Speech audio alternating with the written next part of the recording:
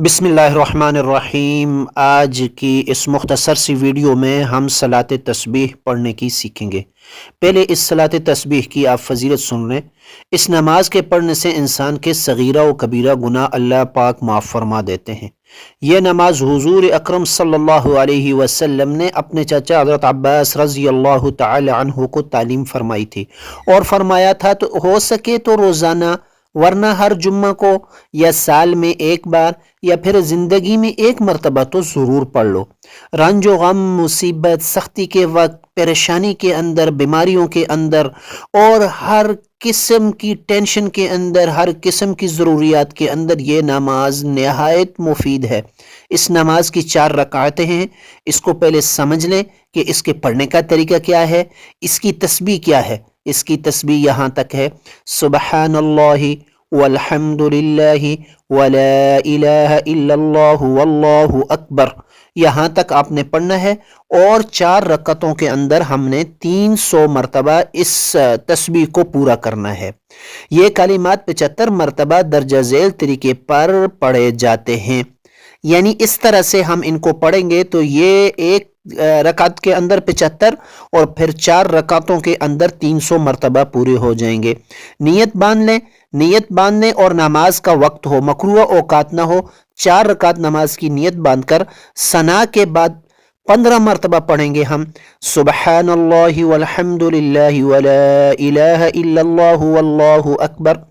उसके बाद सूरह फातिहा और कोई सूरत पढ़ने के बाद 10 मरतबा, रुकू में सुबहान रब्बियल अज़ीम पढ़ने के बाद 10 मरतबा, रुकू से सीधा खड़े होकर कौमे में 10 मरतबा, पहले सजदे में सुबहान रब्बियल आला के बाद 10 मरतबा और पहले सजदे से उठकर जलसे की हालत में जिस तरह हम बैठते हैं तो उसमें 10 मरतबा, फिर दूसरे सजदे में सुबहान रब्बियल आला के बाद 10 मरतबा।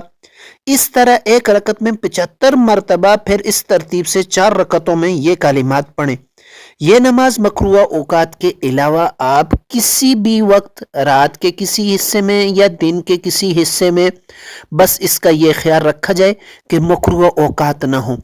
अल्लाह से लेने का ज़बरदस्त मुजर्रब वजीफ़ा भी है, अमल भी है। इसको आप शब मेराज में भी कर सकते हैं, रमज़ानुल मुबारक में भी कर सकते हैं, शब जुम्मा की रात में भी कर सकते हैं, आम दिनों में भी कर सकते हैं।